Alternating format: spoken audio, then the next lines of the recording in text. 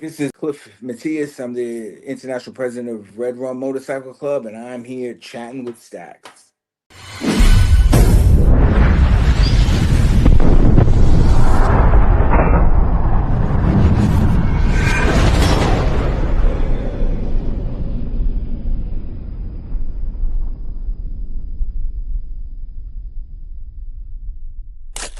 Welcome to this episode of Chatting with Stacks. I'm your host, Bill Stacks, and today I got Cliff. Nah. I was just, we were, it wasn't really so much of leadership. We were just just a wild band of crazy kids. Yeah, we didn't even really, there was one period of time that we did, function in that way, but it didn't last. There's always, some dude that wants to take over, and but no, man, I just liked. Back then I just liked being the like the sergeant at arms sort of thing. I was a tough kid. I wasn't afraid of anybody because I was like, listen, what's this dude gonna do to me? My old man comes in the room like Joe Frazier, Yeah, I get hit by a dude with forearms like Popeye. Like I'm gonna worry about this cat, you know what I mean? yeah, And as a kid we boxed.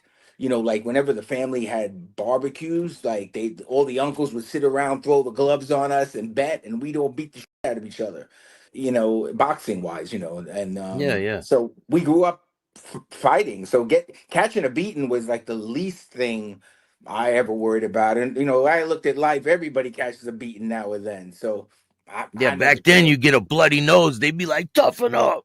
It was no Yeah, big deal, right?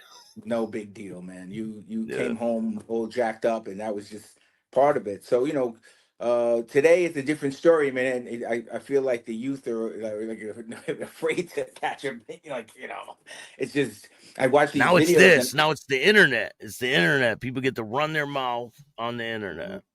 yeah, and I say that in the old days, man, if you ran your mouth, someone would be waiting for you to come home. Like someone would 100%. be sitting in your driveway waiting for you to come home. If you did that in the street in the old days, someone might be hiding in the garbage can and waiting for you to come out and pop out.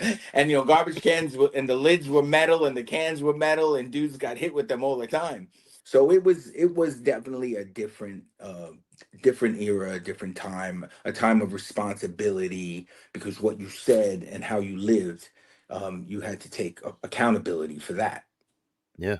Much different than today when there's no accountability. People sit in their basements, make up names, and then just go on and troll about people, and and and there's no humility. Like if you leave something or leave a woman, or like you see these dudes that they leave a woman, or even women who leave a man, and they're just going on and talking about them and discrediting them. And when they both were in a relationship for the better and for the worst, and that's just part of how it works, just canceling people. And I see it and with motorcycle clubs. I see guys that can't, left the club, and in that club, I'm sure they had good times and they had bad times and whatever happened, but their mission, they just can't get over it, and they just sitting there, talking about their experiences and talking about. Um, there was a guy who was going on and on about a 1% club. I remember last year he was just going on and going on and going on, and it was almost like the universe cursed him, man. He ended up getting run over by a car and killed. Yeah, Like I don't blew know. up. His bike blew up. I That don't know. Jersey Listen, I guy. don't want to Yeah. talk about the dude. I don't know want to talk about who he was talking about. I don't. All I want to say is it's all. When you put out all that negative energy, and it's almost like the universe comes back to you. You have to be careful with the things you put out and the things you say. Um, and what you put into the air in the universe, because the universe is really fickle, bro. And all of a sudden this comes back to you. And I've seen it, being indigenous.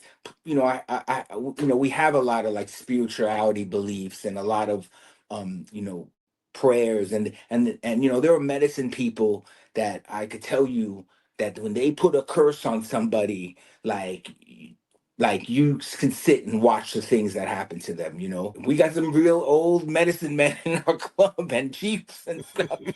Although, listen, I'm not saying we do that, but there are guys that can sit and tell you stories, you know, and really believe in the healing and of the medicine. You know, I'm kind of joking around about but it's true. You know they say people, you know, that's why we smudge each other, but sometimes you just have to be careful what you put out into the universe, because when someone sits and gives that to you, and that's true in a lot of different cultures, right? Hey, you know, you talk about like Haitians use those dolls and they start Yeah, chanting needles and dolls, and you know, there's you know, Italians have what, the evil eye, like they give them the, I forgot what it's yeah. called in Italian. I grew up with a bunch of Italians, and they give them the, oh man, The what's it horns, called? right? The horns, right? They give them the Yeah, yeah. horns. They're like, yeah, and yeah, man. You know, you have to be careful when people put that on you. You know, yeah, you What do got to you be think the really. internet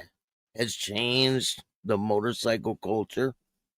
Oh, absolutely. I mean, it look, it used to be a mystery, you know, and you know, nothing against all the guys who would do like the work that you're doing, and because look, you guys do a lot of positive work in these circles and educate people in a positive way, but there are a lot of people doing negative things too and putting it out in a negative way. And I think that there's not a mystery anymore. And then you have gentlemen who've left clubs and are just spewing all sorts of stuff, and it's it's definitely changed in a big way. I've been in you know, motorcycle clubs for, you know, way over 30 years, and I had breaks in periods of time that I, you know, left and I was just a civilian and then came back, and um but yeah, I mean, you talk to any old school dude, and they'll tell you it's wild how much has changed. Some clubs have a rule: no internet, no interviews. Is there a rule with your club about using the internet? We're careful about who the spokesmen are for the club and who goes, because not everyone is, and even I'm even guilty of not being so articulate at moments, you know, but not everyone is able to really communicate the mission of the club. So we're careful about who goes on in the press and who into social media. But you know, personally, I would like to start doing less of this, and let, because we do have some really good articulate brothers who can really give out the message. Like, you know, like I had mentioned on the last. I was talking to Sos, and you know, I made the mistake of saying the Queen. I'm like you know, what I was trying to say is I'm a figurehead, like the King of England, and is just a figurehead, right? He doesn't pull any strings. He doesn't run the government. In Red Rum, I'm the international and president founder of the club, but I'm just part of the circle of guys who vote for things. You know, I can't So do people any. would think, "Oh, you're the guy at the top calling all the shots. You do this, you do." No, That's what no. people would think. There's So a whole group. what's your Yeah, role? there's a whole. I'm just part of the clog of all those guys who can vote for something. I vote. There's things I bring up, and guys don't like it. I've been voted down many times, many times. That's just how it goes.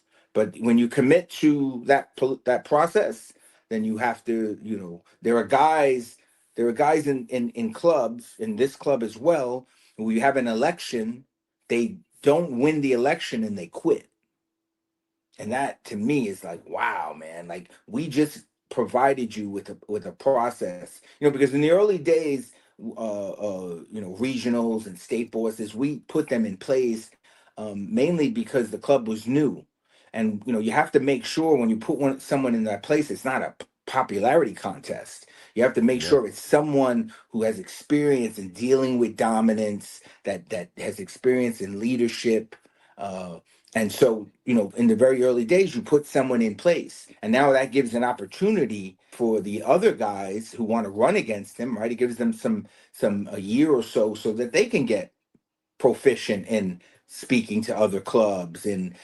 leadership, being a better leader, and so on. So, yeah. you know, when you're a new club, sometimes you have to put in guys, but sometimes the presidency is leadership is service. To be a leader, you're just a humble servant to those who are part of what you do. And that's how I try to look at it, not in the frame of like, oh, I'm a leader. And I try to explain to presidents of chapters all the time, you're just a humble servant to the members of your club. And if you look at it any other way, you're going to be a failure in leadership. I'm sure it happens all the time where people are like, Happens I'm the all the time. president, and Not just our club, you hear about it in every tons of probably clubs. every club. Every club goes through the same thing. Some clubs are absolute dictatorships, and this way there's no gray area. I wonder if sometimes that's easier. Guys join, you go, listen, you just joined the dictatorship. This guy runs the show. That's the end of it. If you want to be a member of it, that's what you join under that. If you don't, then bounce, and then it's clear. Has But it always been this way with your club?